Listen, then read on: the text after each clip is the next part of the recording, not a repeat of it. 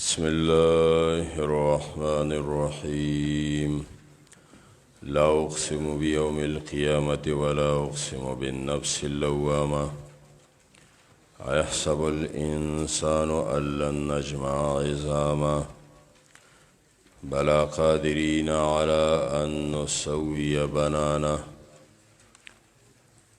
سورة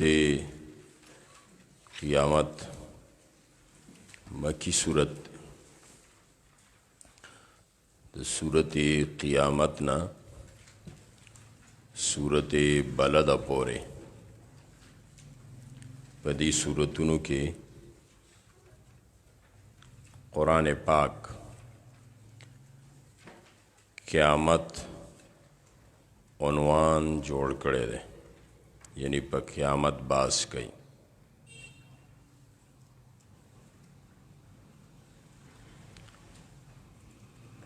قیامت څه ته وایي؟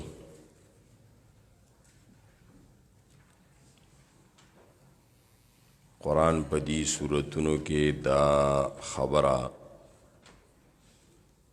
ښودلې ده.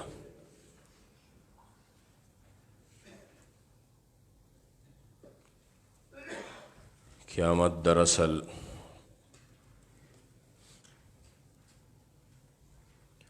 ویل کېږي د دې کائناتو کم هیئت ترکیبیه ده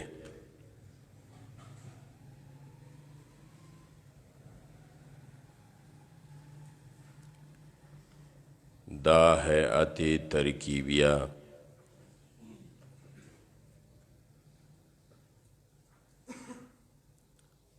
دا به ختمیږي خپل مقرر مدت باندې، خو چې کله د دې کائناتو هغه مقصد ختم شي، کائناتو مقصد ختم شي، نو د دې کائناتو دا هیئت ترکیبیه به ختمیږي.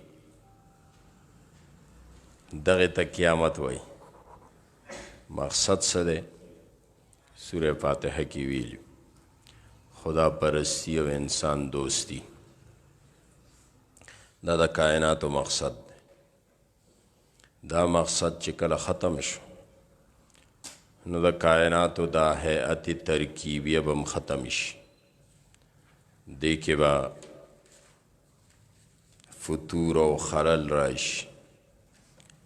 دا سیسټم او نظام چې منظم دی، دې کې به دا بیلنس او دا نظم ختم شي. نو دغه قیامت څه ته وایي، څنګه یي، ولي؟ د دې صورتونو کې الله رب العزت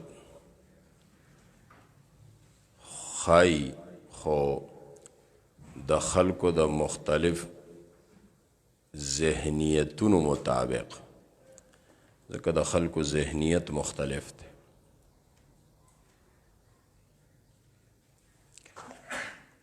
نو د هر چا د ذهن مطابق دی صورت کې دغه د قیامت مسله سمجھاو کړی ده. ذهنونه څنګه وي؟ د چا ذهن فلسفیانی، مزاج فلسفیانی، د حکمت مزاجی، حکمت فلسفه،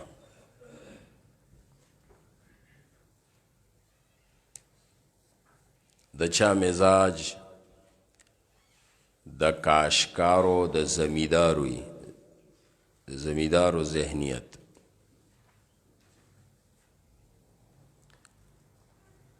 د چا ذهن د تاجرانوی، کاروباری مزاج.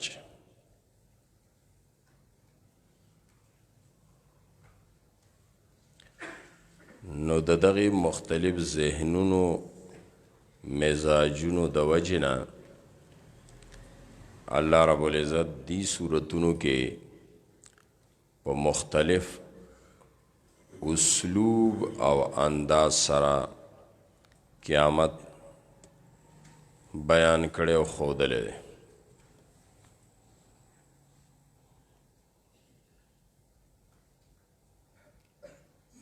نو صورت قیامت کې اثبات د قیامت او حقیقت د قیامت بیانوي. قیامت حقیقت څه دی؟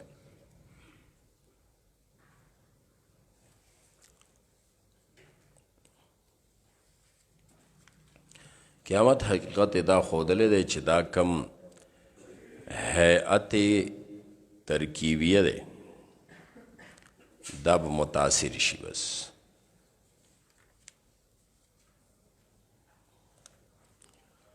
وی لا اقسم بیوم القیامة ولا اقسم بالنفس اللوامة ایحسب الانسان ان نجمع عظاما بلا قادرین علی ان نسوی بنانا.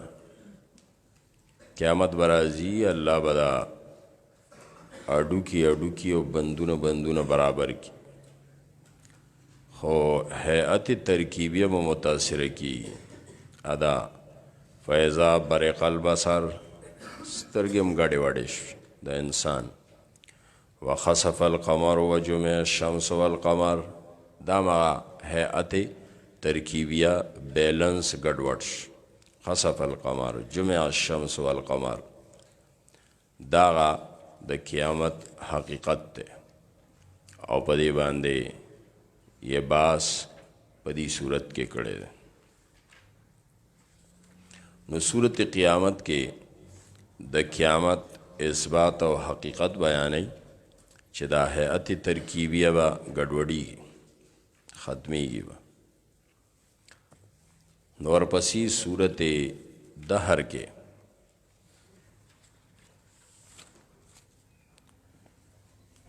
قیامت سمجھو کڑے دے خو فلسفیانہ انداز کی حکیمانہ و فلسفیانہ.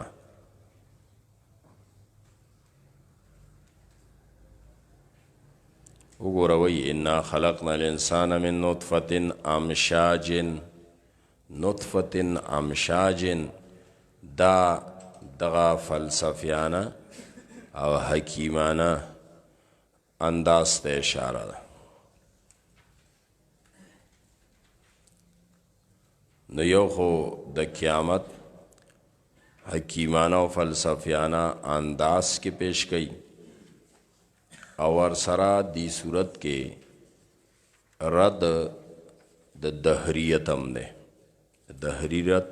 دهریت رد اللہ رب العزت دی صورت کے کئی حال تعالی الانسان حین من الدهر لم یکن شیم مذکورا. دهریت رد دے دا دهر ہو دا اللہ پلاس و اختیار کے دے. اتعالی الانسان حین من الدهر دا دهر یو وقت یو زمانہ پا دی انسان راغلی وا. راغلی وا نو مطلب دا چې دی دهر لا دوام نشت دا زیرازی. نو دا سنگا الہ کے دیش سنگا کائنات دا دهر دا وجه موجود دی. نو یو خو فلسفیانہ حکیمانہ انداز کے قیامت پیش کئی او دویم رد دهریت پدی صورت کے کئی. صورت مرسلات کے با اثبات د مجازات کئی او د یوم مجازت تشریح کئی. مجازات سشید لأی یوم اجلت لیوم الفصل وما ادراک ما یوم الفصل دا یوم المجازات او دا دی تشریح و دی شواہد ہم پیش کئی والمرسلات عرفا فالعاصفات عصفا والناشرات نشرا فالفارقات فرقا فالملقیات ذکرا عذرا او نذرا انما توعدون لواقع. دا پی شواہد او دی صورت کې انجام خی د یوم مجازات د منکرینو. کم خلق یوم مجازات نمئی نو بس د یوم مجازات تشریح، منکرین یوم مجازات انجام، او د اثبات د یوم مجازات باندې شواهد. سورت نبا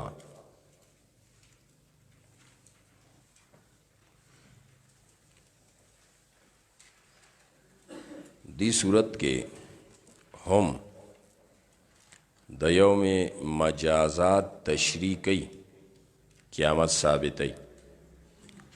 خدا کاشکارانو زمیدارانو د ذہنیت و اصول مطابق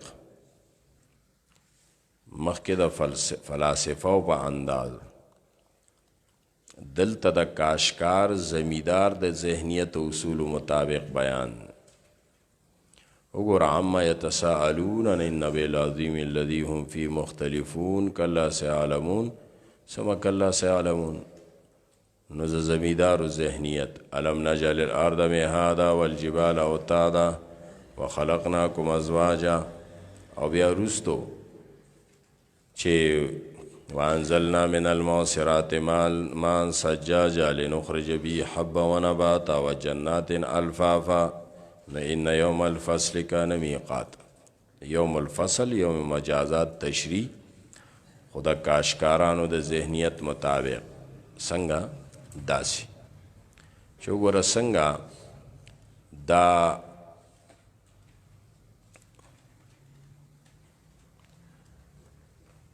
خبر خی چې څنګه مقصود بالذات دا پټه ده او فصل ده. د کاشکار دا آلات چې کوم دي دا بالطبعي دی پکې ګوډ کوي یوې کوي د هغې دپاره آلات استعمالوي. دا غوی دی، دا رمبی دی، دا لور دی، دا بالطبع شی نه دی. اصل مقصود دغه پټی او فصل. نو دغه رنګ الله وایي دا تمام نظام عالم چې دی په دې کې مقصود انسان دی. دا باقیات تمام نظام دا د انسان تابع دی. نو چې کله دنیا کې انسان پاتې نشو نو کائناتو باندې څه کوي؟ دا به هم ختمي. ځکه مقصودی شی پکې انسانو. او څنګه چې د دې فصل او پټي دپاره یوم الفصلی، یوم الفصل باندې د ریبلو روزی مقرر، لو کوي ریبل کوي، او پاغی کې غلا جدا شي او بوس خس او خاشاک جدا شي. لو کی بیا غوبلو کی تریشلو کی غله جدا کیږي او بوسی جدا کیږي.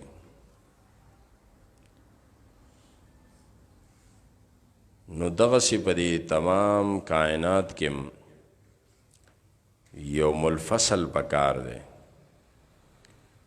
چی پائی کہ ہم دا انسانان جدا کڑیش.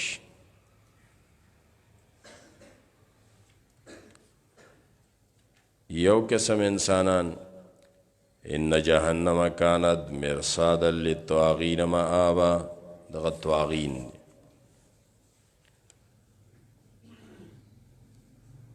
او دویم قسم ان للمتقین مفازا، متقیان.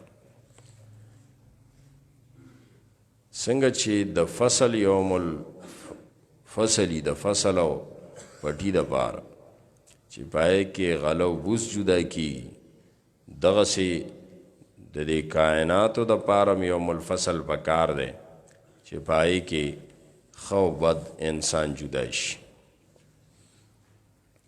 سورة نازعات په دې صورت کې رفع د استبعاد قیامت کوي چې دا قیامت راتلل دا بعید از عقل نه دي.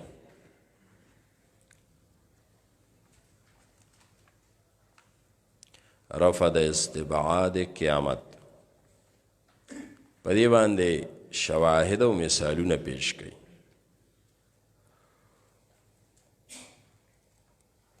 والنازعات غرقا وناشطات نشطا فالسابحات صفا فالسابقات سبقا فالمدبرات امرا. دا شواهد یوم ترجف الراجفه باندې او احوال د قیامت بیانې. احوال د قیامت دادی قلوب یومئذ واجفه ابصارها خاشعه.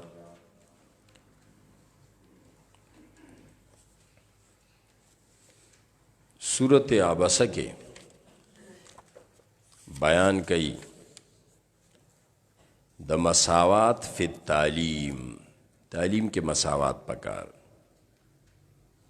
تعلیم مسئلہ روڑا چې دغه قیامت کې ناکامی کامیابی په تعلیم نه،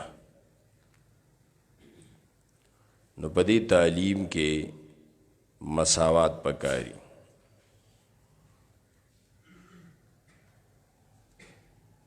او د تعلیم تربیت بنیادی اصول خولی چې په دې تعلیم کې تمام خلق یکساں حصہ دار دي.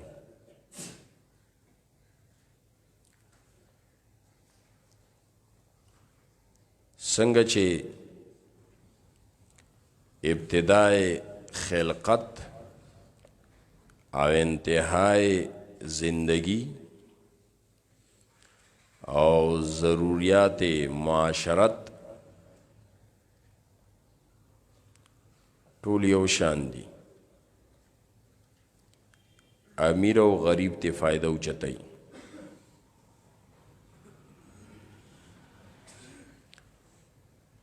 وګوره ابتدا سره قتل الانسان ما اکفر من ای شین خلق من نطفه.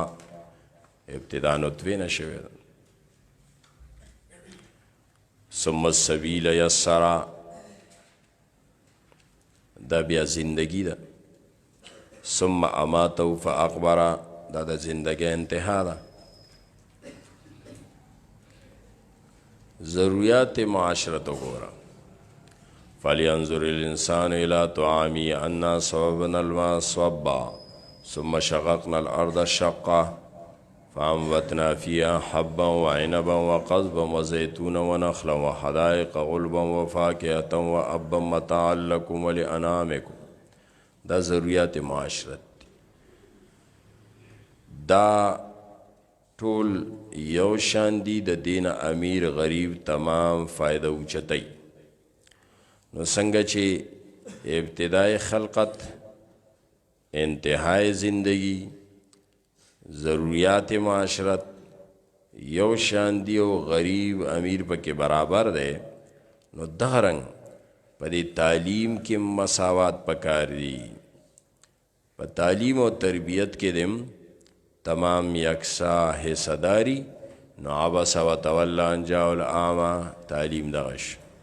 وما يدريك لعله يزكى او يذكر فتنفعه الذكرى اما من استغنى فانت له تصدى وما عليك الا يزكى واما من جاءك يسعى ويخشى فانت عنه تلهى كلا انها تذكرة. دا تذکرہ دا کې برابری د غریب مالدار فرق به پکې نه. نو د تعلیم مساوات فی تعلیم په دې صورت کې بیانو. سورت تکویر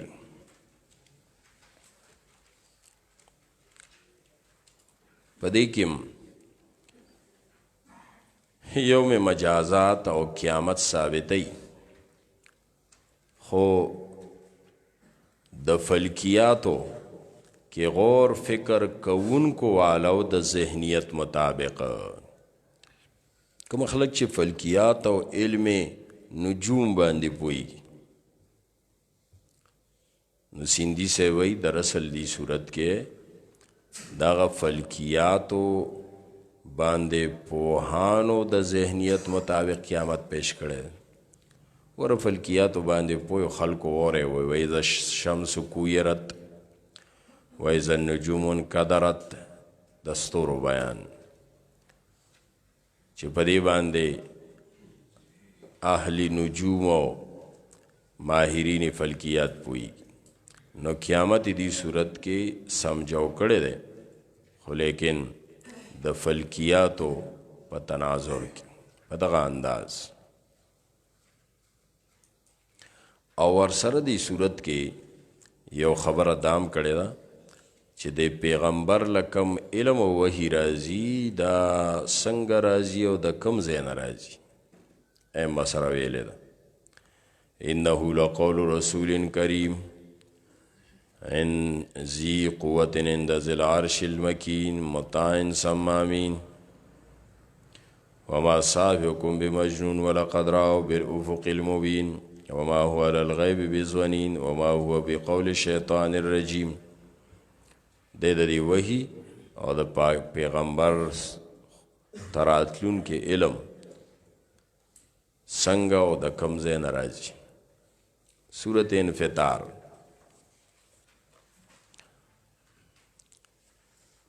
دی صورت کې مسله د مجازات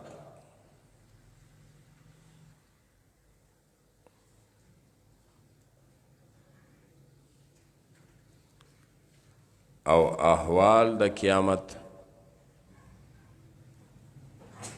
دا احوال د قیامت دي اذا سمان فطرت و اذا الكواكب انتثرت و اذا البحار فجرت و اذا القبور بعثرت احوال قیامت او وسرا دی صورت کې دا مسئلہ خصوصاً بیانی چې الله سره کم تعلق ده د انسان نو دا تعلق ده نه خرابي تعلق ما الله دې برقرار وساتي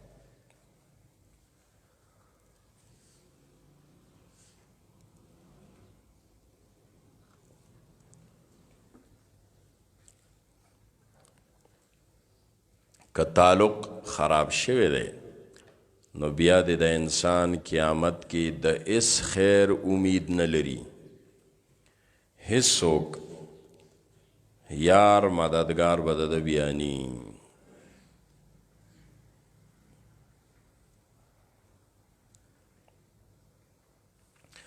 یا ایو الانسان ما غرک بربک الکریم دا تعلق ته اشاره ده ربک الکریم نه دوکه کېږه ما تعلق ساته که تعلق نو بیا به څوک مددگار نی و ما ادراک ما یوم الدین ثم ما ادراک ما یوم الدین یوم لا تملک نفس لنفس شیئا بیا به هیڅ پلاس رانی شي سورت متوففین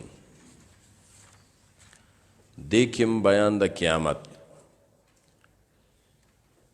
مسئله د مجازات خو د تاجرانو د ذهنیت مطابق تاجران ذکر ویل للمطففین الذین اذا اکتالوا علی الناس یستوفون و اذا کالوهم او وزنوهم یخسرون د نابط الخبر او د تجارت خبر نو د تاجرانو د ذهنیت په تناظر کې د قیامت مسله سمجھو کړی دا او وسره سزا د متوففین بیان کړی متوففین تبا سزا ملاوی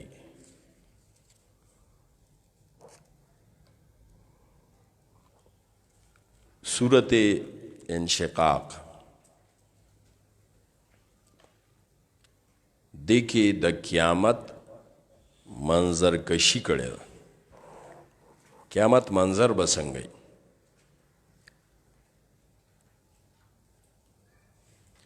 اذا السماء انشقت وأذنت لربها وحقت وإذا الأرض مدت وألقت ما فيها وتخلت وأذنت لربها وحقت. دا منظر کشی او وسره دا خبره کوي چې یوم مجازات کې به اعطاء صحفی صحیفی به ملاویږي لاس کې عملنامې دا غي بیان کړی دی. واما من اوتی کتابه بیمینه فسوف یحاسب حسابا یسیرا واما من اوتی کتابه وراء ظهری فسوف یدعو ثبورا. نو منظر کشی د قیامت او په دغه ورځ د مجازات اعطاء الصحف. سورة بروج کې اثبات د قیامت خودلته قیامت سمجھو کړی دی د علم نجوم د بروجونو په حواله. کم بروج دي او مقرر شوي بروجونه دي مدارونه دي برا د تمامو سیارو ستارو. نو السماء ذات البروج بروجونه یاد د علم نجوم والا.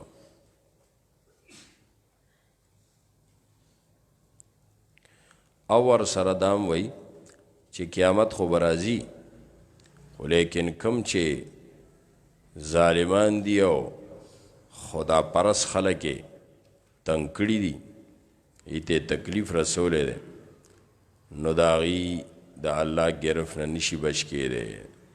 قتل اصحاب الاخدود النار ذات الوقود اذ هم علیها قعود وهم علی ما یفعلون بالمؤمنین شهود. نو دا دغه حق پرستو دلزاری چې چا کړې ده الله وایي زما ګرفت نه به بچ نشي. قیامت سره یو مسله بیان کړي. سورة طارق دا د مخکې سورتونو بس تتمه ده دې کې هم قیامت بیانوي.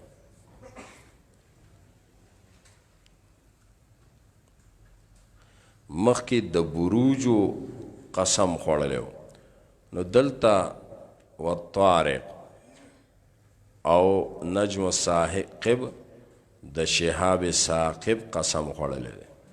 دلته د بروجو دلته د طارق او شهاب ثاقب قسم. او دی صورت کې رفع د استبعاد قیامت بعید از عقل نه دی.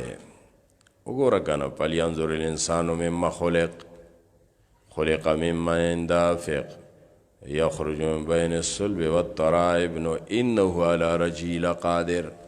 څنګه چې ساس کې منې نه پیدا که دوباره دې پیدا کولی شي استبعاد نشته چې د یو ساس کې منې نه پیدا کولی شي ذرې نه نو انه علی رجعه لقادر په دې ذرو واپس اعاده کولو باندې قادر دی. ذراتو باندې څنګه وګوره ذره ده کنه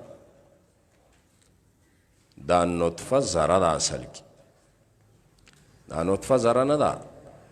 نطفه کې چې دننه بیا کم ذرات دي څه دي نطفه کې څه ایکس وای کنه ذرات دي ایکس وای یو ځای کې ایکس او وای د سړي هغې کې څنګه یي وای میډیکل والا څوک شته سو ایکس دي دا سړي ډبل ایکس او د ښځې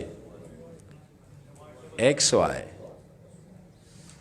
دای دا ذرات دي نری نری کروموسوم دغه ذرات دي. وګوره دا ذرات کم ځای نه رالل د نطفه کې مثلا خوراک یې کړی غنم مثلا د امریکې نه راغلی یا دلته پیدا شي مڼه او سیو د کابل نه راغلی سبزي پېښور کې مثلا شوې وه. دا ټول اشیا د یو ځای بل ځای نه خوراک وشو. هغه خوراک نه څه جوړ شو دا پروټین دی او دا لحمیات دي او دا کاربوهایډریټ دي او دا ذرې ذرې ویټامنز دي دا ذرې ذرې راغونډې شي د دې نه وینه جوړه شوه وینې نه مني جوړه شوه پای کې دغه ذرات پراتو دي هغه ځای ذرې د غنمو دا بل ځای د سبزی د بل ځای د فروټو هغه ذرات نطفه انسان ته جوړ شي کوم مختلف ځایونه ذرات راغونډ کړه دقسې قیامت کې انه علی رجعی لقادر د ذرو پر راغونډولو قادر دغسې ذرات به بیا راغونډ کړي ذرات د ده خورو سر خوري شوي اخواره دي دی قادر دی چې دغه ذرات بیا راغونډ کړي او که ذرات نی نو هغه یو ذره خو شته شته انری کومه ډي ان اے څه چې ورته وایي نسمه نسمه پرته ده به بیا راغونډه کړي بیا به رازرغونه کړي نو دی صورت کې بیان د څه دی د رفع د استبعاد قیامت بعید نه دی ولې فلینظر الانسان مما خلق من ماء دافق ذرې نه پیدا دی نو دغه رنګ انه علی رجعی لقادر قادر دی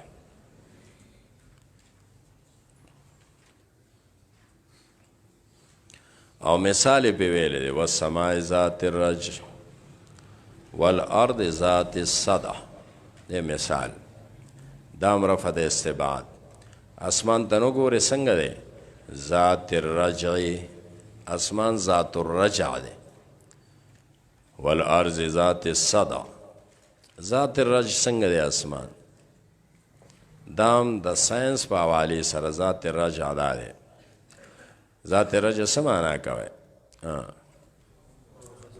واپس کوونکی د څه د باران او د اوبو دی د یو نظام جوړ کړی اوبه بره نه راغلی او ځمکه ذات صدع اوچوده هغې زرغونه را زرغونه کړه خو ذات رجع دا دی چې د اسمان لګیا د مسلسل اوبه واپس کوي او یو سرکل روان دی سمندرونو کې اوبه دي د اوبه راغلی اصل له اسمان نه دی باران وشو څه د اوبو په شکل دنیا ته راغلی څه د واورې په شکل باندې په غرونو پرتي دي کالو سر پہ نور لگی او هغه ساس کی نه دریاب جوړ شوی دغه وچې باران سره بر نه ووري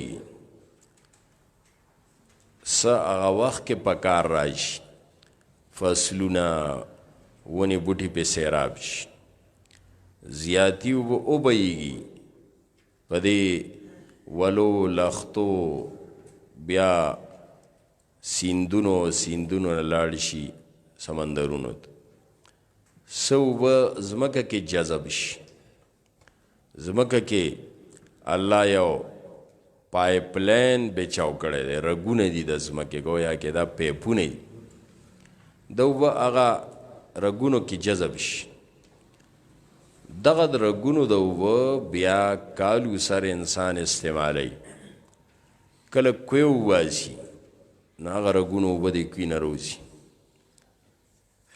کله دغه رګ غرونو کې اوچ وي نو چشمې په شکل کې روځي واوره پرته ده په هغې نور لګي ساس کې اوبه رواني دا دوه درې نظامونه جوړ کړي د اوبو د اوبه راغونډې شي سمندر ته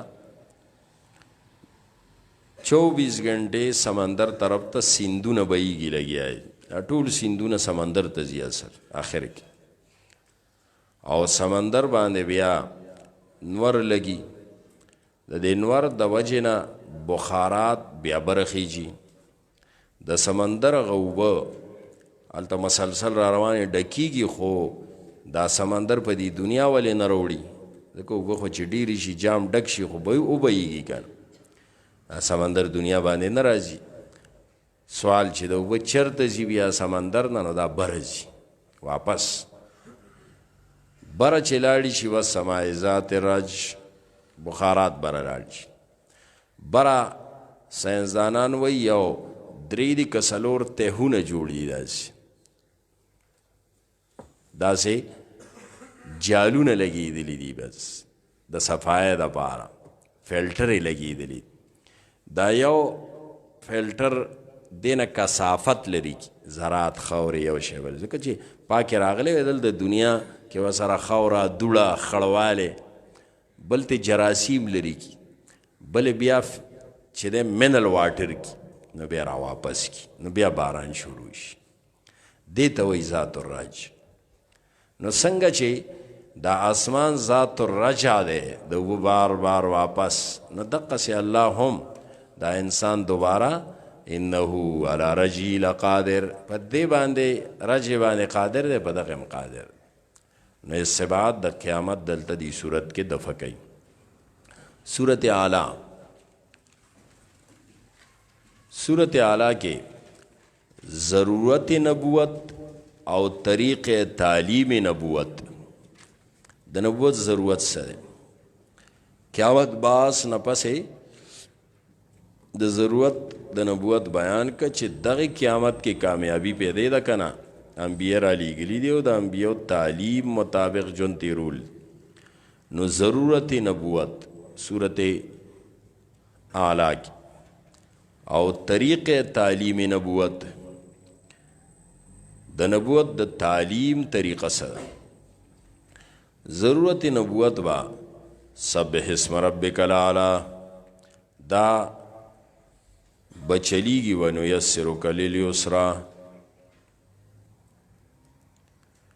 او طریق تعلیم نبوت فذکر ان نفعت الذکری سیذکر من یخشی ویتجنبها الاشقی. دا طریق تعلیم شو. او سره بیا د تعلیم نبوت د حصول نتیجه قد افلح من تزکا، کامیابی. سورت غاشیہ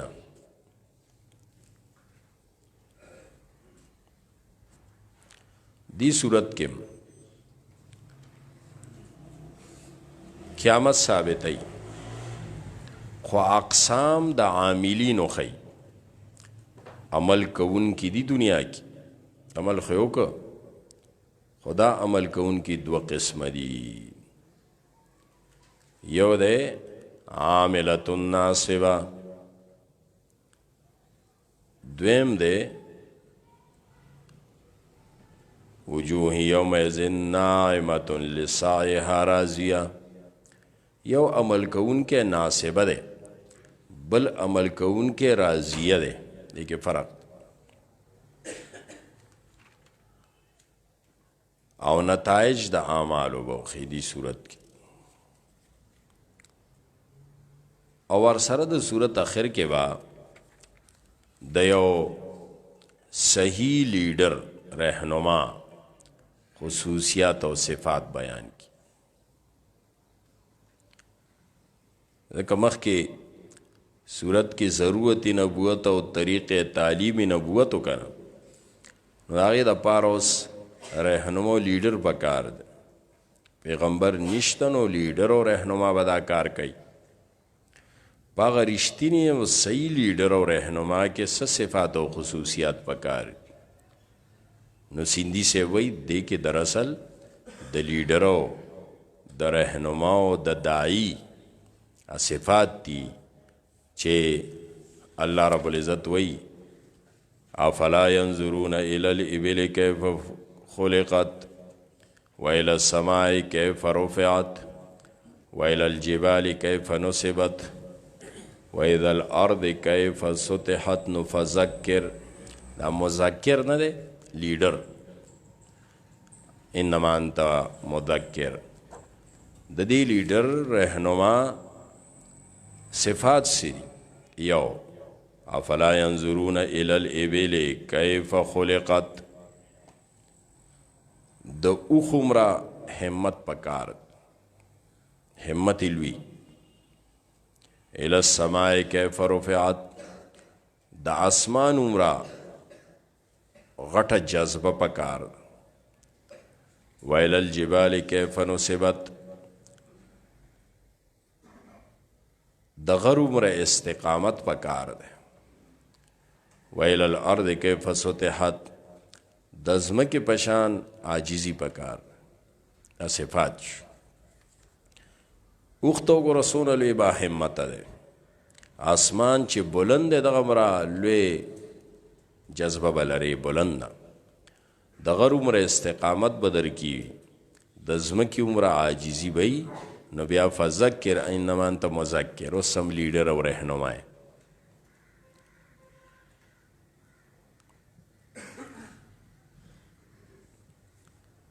سورة فجر سورة فجر کې جزاء الاعمال د اعمالو جزا بیانی چې قیامت کې به جزاء الاعمال وي د اعمالو بدله به ملاوي او سره دا وایي چې دا جزا سزا غوړې د دنیا نه شروع کیږي شروع د دنیا نه کیږي د جزا او سزا دا عمل دنیا نه شروع شي.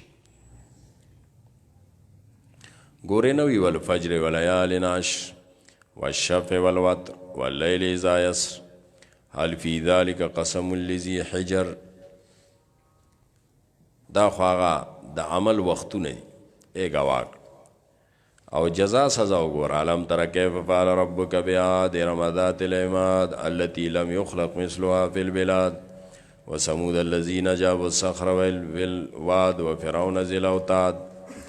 دنیا کې ولا جزا سزا ورکړ نو شورې د دنیا نه کیږي او داسې آخرت ته ځي بیا د آخرت بیان یې کړی دی. نو جزا سزا بیان او شورې د دنیا نه او دا وسره ښیي چې دا دنیا کې څومره عام مصائب راځي نو دا عام طور د انسان د خپل بد اعمالو د وجې راځي. نو بد اعمال پرېږدی وګوره بد اعمال دا دي که نه کلا بل لا تکرمون الیتیم ولا تحاضون علی طعام المسکین وتاکلون التراث اکلا لما وتحبون المال حبا جما. دا بد اعمالو دنیاوي مصائب په دې راتلل. نو صورت بلد کې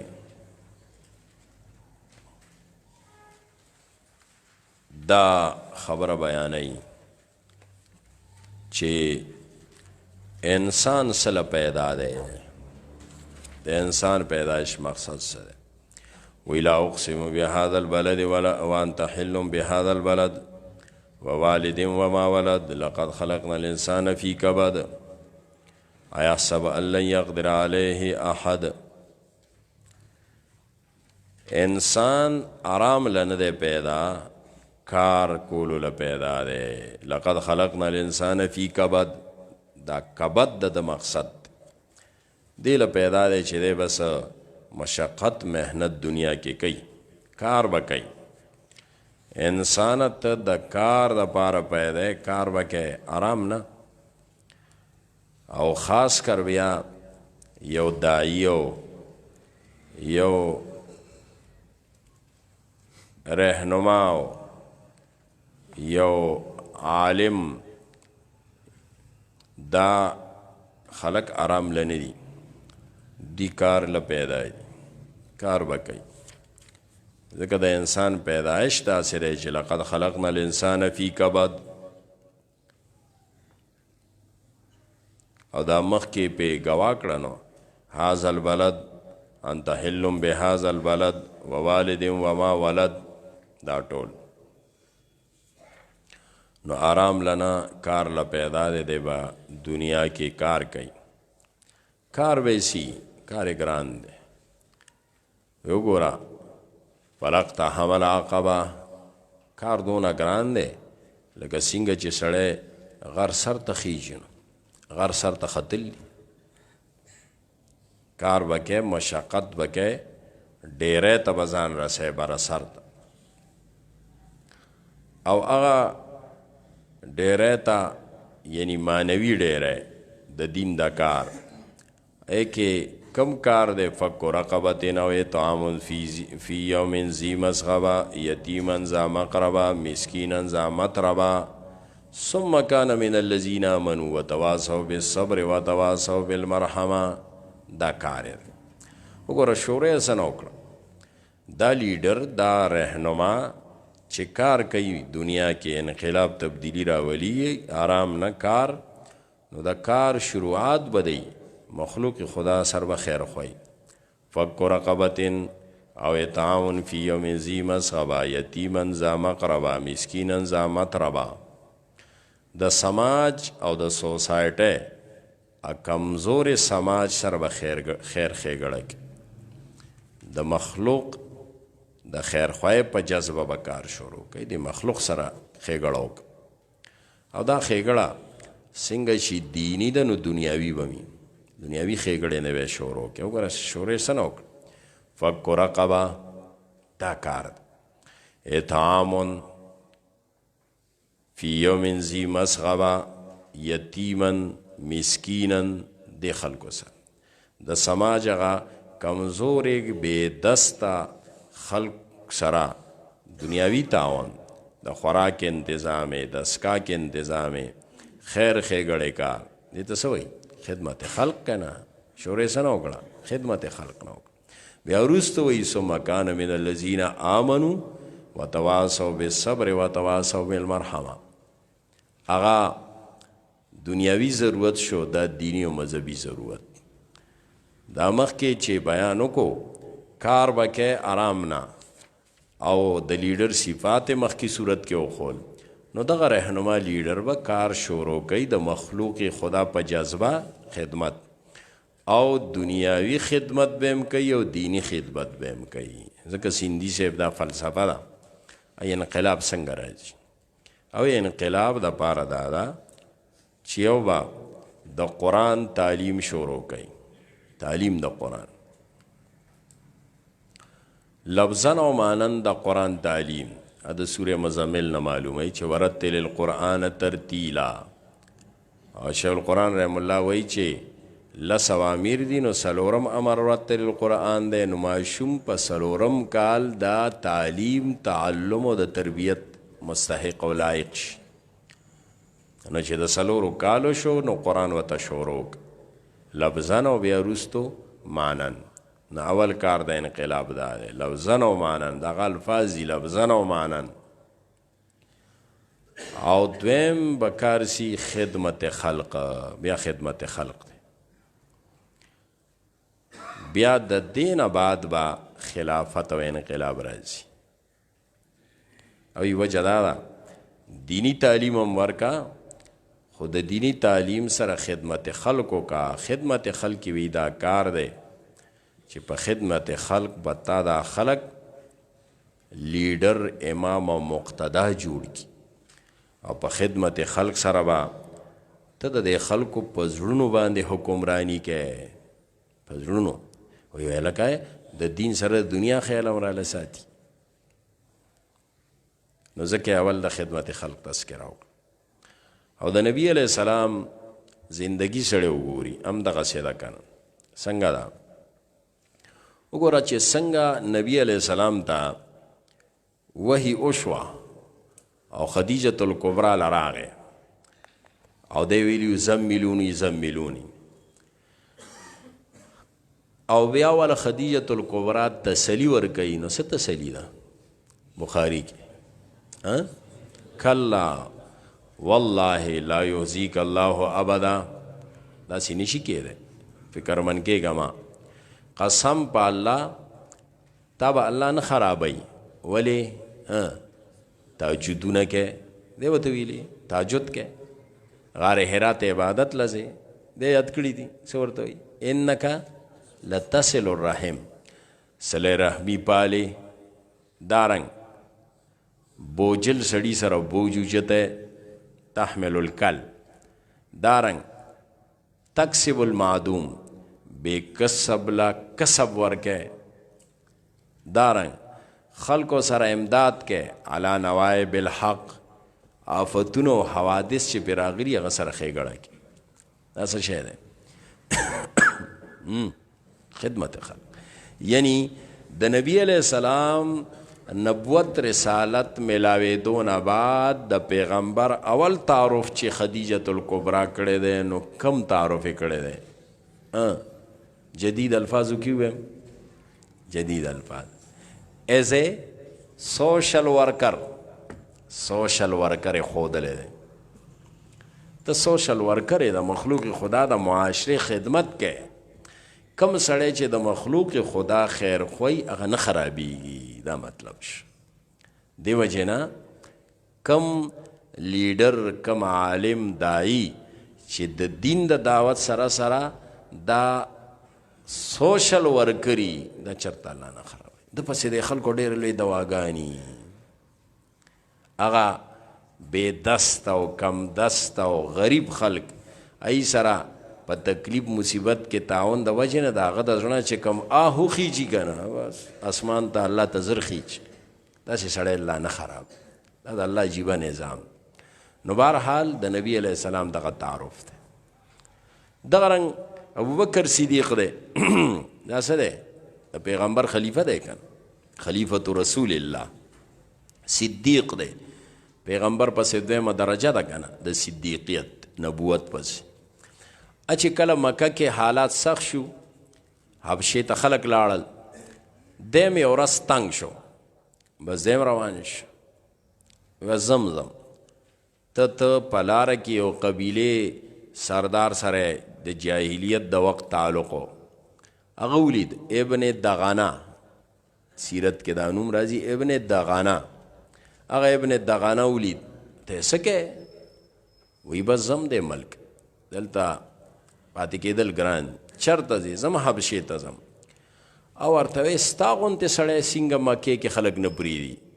نو دا کم الفاظ هو بهو چې ام المؤمنین خدیجة الکبرا نبی علیہ السلام د پاره استعمال کړي وو دقه ابن دغه ابوبکر له استعمال انک لتصل الرحم صله رحمی پاله بوجل سړی سره بوجو چته بے کسب له کسب ورکه د میلمه خیال ساتي.